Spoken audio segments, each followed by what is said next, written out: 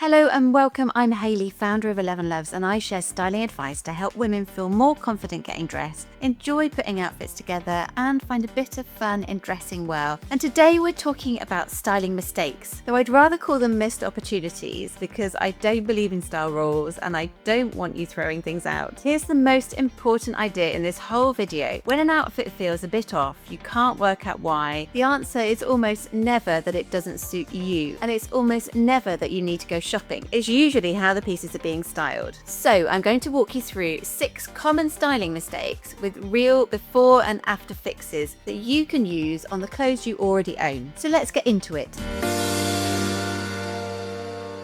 Starting with the biggest mistake of all. The number one styling mistake is deciding the problem is you or the problem is the garment. You put something on, it feels flat, and the conclusion is this doesn't suit me, or I've got nothing to wear, or it's my body. And then you're tempted to replace half of your wardrobe. Don't. Most of the time the pieces are completely fine, you're completely fine, and what's missing are a few small styling moves. Portion, a focal point, the right shoe, a tweak here and there. Everything else in this video is those moves. So keep that in mind. It's not you, and it's usually not even the clothes. It's how it's all going together. So the first real fix is proportion. The instinct we get when we get dressed is to wear everything as exactly as it comes off a hanger, which is often what cuts the body straight across the middle into 2 equal halves. And that's the least flattering way to break up a look. So it's far better to aim for roughly 2/3 and 1/3. Let me show you with an outfit I genuinely love, but that wasn't working at first. Here I'm in the perfect viscose linen shirt with a new Joelle viscose linen trouser. Both beautiful, very me, lovely, natural in feel, but worn straight off the hanger, the outfit fell flat. And here's exactly why. I had the shirt buttoned to the top, the cuffs were done up, worn loose and untucked, and with a chunky shoe on the bottom. And that does several things wrong at once. So the long, untucked shirt cuts me clean in half, and the button neck closes everything up. The heavy shoe sits like an anchor under this wide leg trouser, and so the whole look reads bottom heavy. So here's the fix, and none of it costs a thing. First, tuck the shirt in, even just a front tuck. Straight away the body shifts from halves to 2/3, 1/3, and my waistline reappears, which gives me shape. Second, roll the sleeves and show a bit of wrist, and that breaks up this solid block of fabric and adds dimension. Third, undo one more button than feels natural, which opens up the neckline and keeps the ease of the linen shirt rather than letting it feel formal. Fourth, swap the chunky shoe for something flatter and more delicate that picks up the trouser colour, so you create one long vertical line that elongates the leg instead of chopping it off. Now look at the difference. The same 2 pieces, but the body's in thirds, the neckline's broken up, the waist is emphasised, and the leg is elongated. And one last touch, I'll add a pop of colour as a focal point. A little cobalt through a bag or some jewellery or something around the shoulders that gives the eye somewhere to land and lifts the whole thing from fine to really lovely. And if tucking isn't for you, that's allowed. There are no rules. You can get the same 2/3, 1/3 effect with a shirt that's naturally cropped, or by simply rolling the sleeves to show your wrist near the waist. The point is to break the body into thirds however you like to do it. The next mistake is missing a focal point. An outfit can have great pieces and good proportions and still feel a bit blah because there's nothing leading the eye. Picture an all ivory look, a tier skirt with a skylar shoulder pad t-shirt. The outfit is very quiet and it needs a focal point, so that could be a statement necklace or a metallic belt that nips in the waist and draws the eye, and you just don't need to think about anything else. The opposite mistake is just as common too, so too many focal points. So a leopard blouse with a leopard skirt already makes a brilliant statement on its own, but pile on the beads and the bangles and a bright red lip on top of that, and suddenly nothing leads the eye because everything's competing. If you love a maximalist look, that is absolutely fine, but the trick is to let your additions tie in with the colours that are already there. So a chocolate bangle rather than a gold one, a shoe that echoes the tone in the print rather than 5 new things all shouting and competing at once. So have one clear focal point that lifts an outfit. No focal point leaves it too flat, and too many cancel each other out. Mistake 4 is colour that doesn't feel tied together. This is subtle because every individual piece can be right and the look still won't sit. Here's a worked example. So an ecru Cassie trouser with the Alba blazer gives us good proportions, classic shapes, all correct on paper, but it wasn't quite working, and the reason was was that we had two highly contrasting colours worn with a plain black shoe, so the outfit didn't feel tied together. It felt like a dark top half, a lighter bottom half, with nothing connecting them. The black shoe was also too heavy for an ecru wide leg and made everything feel a little bit bottom heavy. Two easy fixes, no shopping required.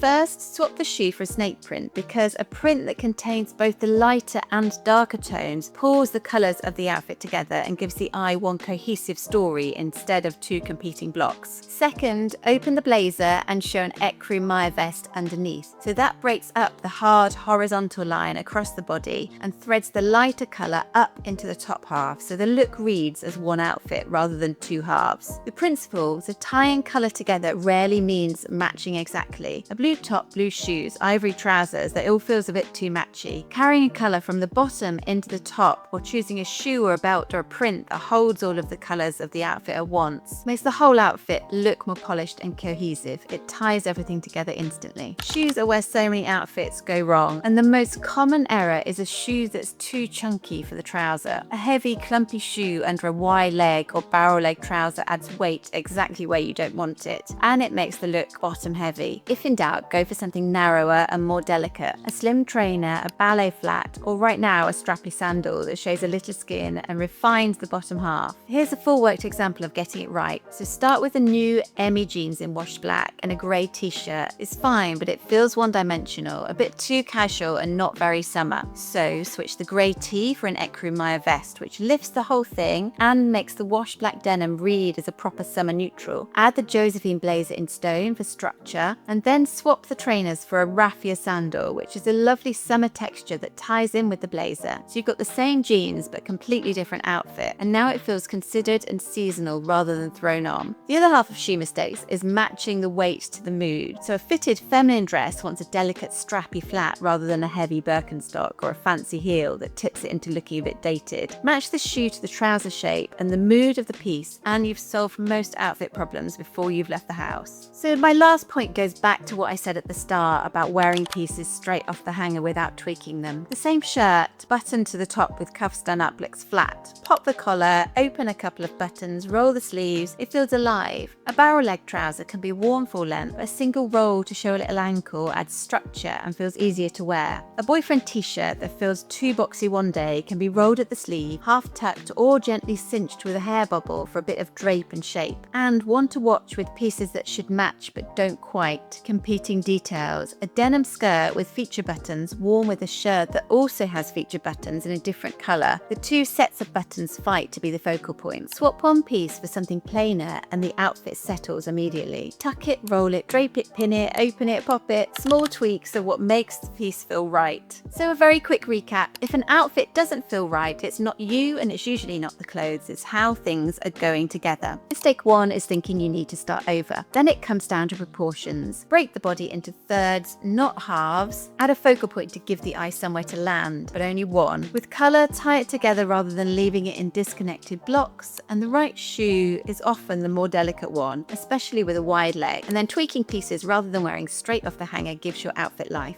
Try those on something that's been sitting unworn in your wardrobe, and I think you'll be surprised at how much is hiding in there. I hope that was genuinely useful. If you enjoy this kind of styling advice and you'd like more, do follow along. I share new ideas like this regularly, and I'd love to have you here. And if there's a piece or an outfit you're struggling with, leave a note in the comments and we can try to solve it for you. And the chances are it will help someone else too. Thank you so much for watching. Take care and enjoy getting dressed.